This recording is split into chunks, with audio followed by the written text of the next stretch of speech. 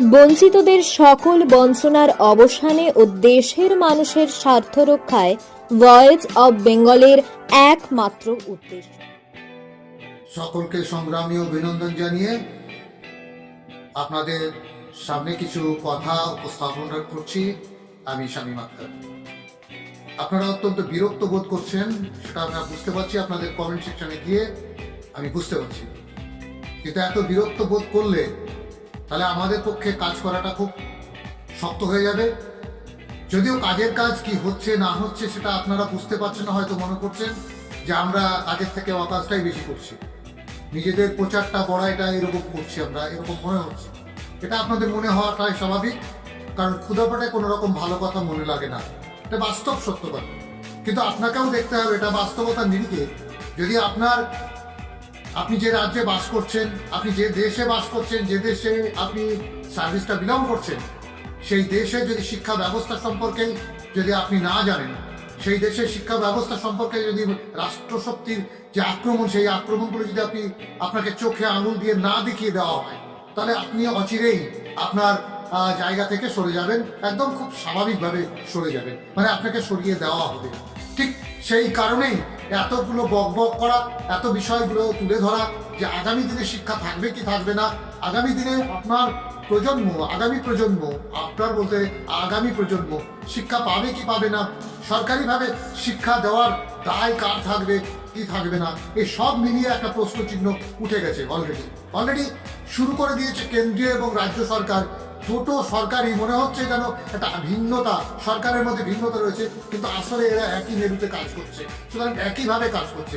এই জায়গা থেকে দাঁড়িয়ে আপনাদেরকে বুঝতে চেষ্টা করতে হবে।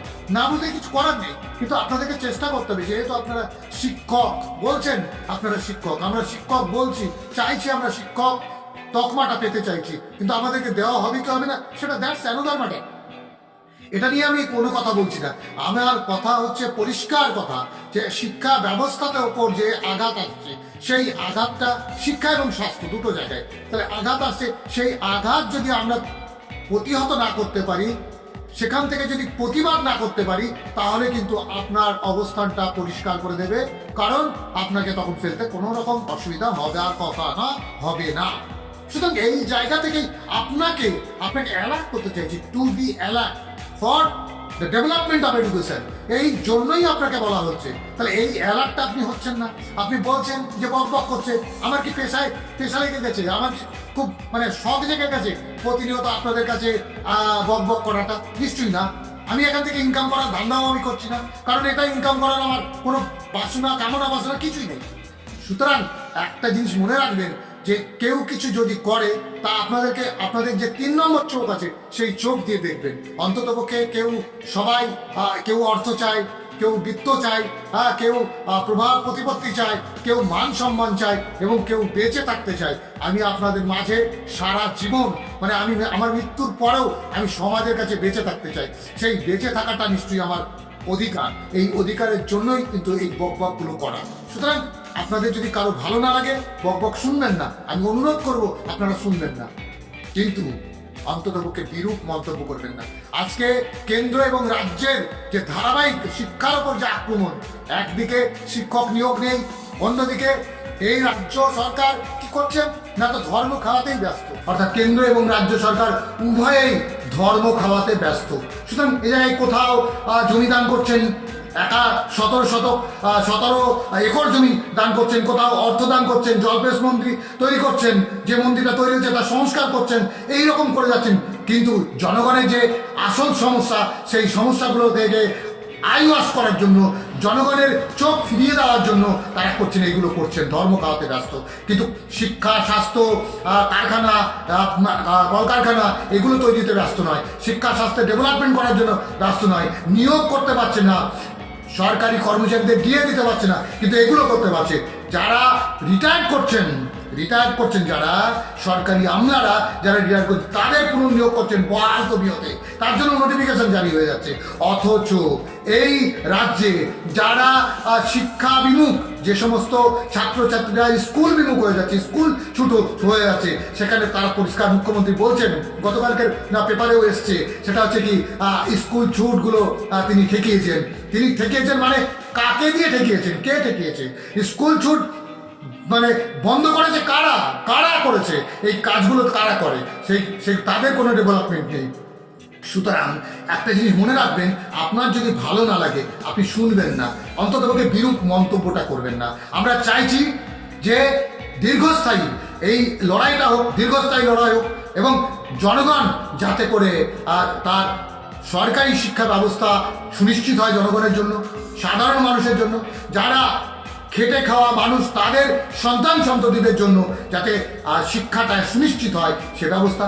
আপনারা মনে করেন না যে আমরা শুধু আমাদের পেশাগত আন্দোলনটাই চাইছি, না, আমরা পেশাগত আন্দোলনের সঙ্গে সঙ্গে জনগণের যে ন্যায্য দাবি, ন্যায্য পাওনা, সেই পাওনা পাইয়ে দেওয়ার জন্য এই লড়াই, এই আন্দোলন। সুতরাং আপনাদেরকে বারবার আপনাদের বিবেকের দ্বারে আঘাত করছি, মানে নক করছি, মানে মনে রাখবেন যে এই রাজ্য সরকার এখনো পর্যন্ত কোনো রকমভাবে বিধানসভার স্পিকার এখনো বলতে পারছেন না বিধানসভা কবে বসবে। ওয়ান ম্যান পোস্ট, এটা মনে রাখবেন, আপনারা জানেন।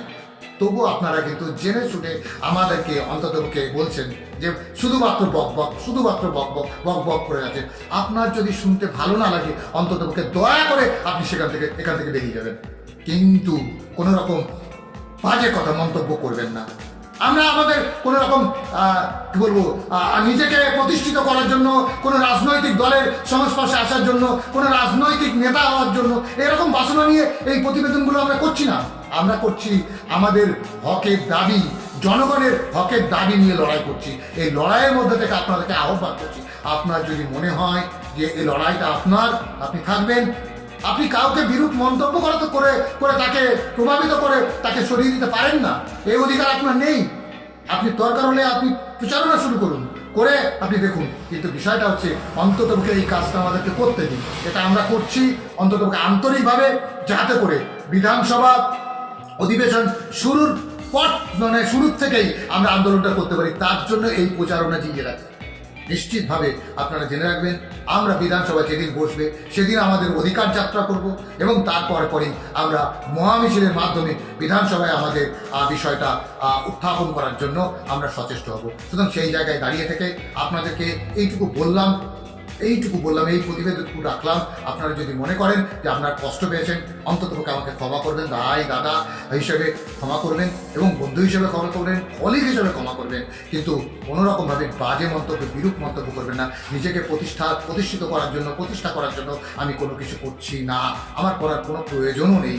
সুতরাং আপনারা ভালো থাকবেন, সুস্থ থাকবেন, এইটুকু বলে সকলকে আমার সংগ্রামী অভিনন্দন জানিয়ে আজকে প্রতিবেদন শেষ করছি। ইনকলাব জিন্দাবাদ। ভয়েস অব বেঙ্গল, বঞ্চিতদের আস্থার প্রতীক।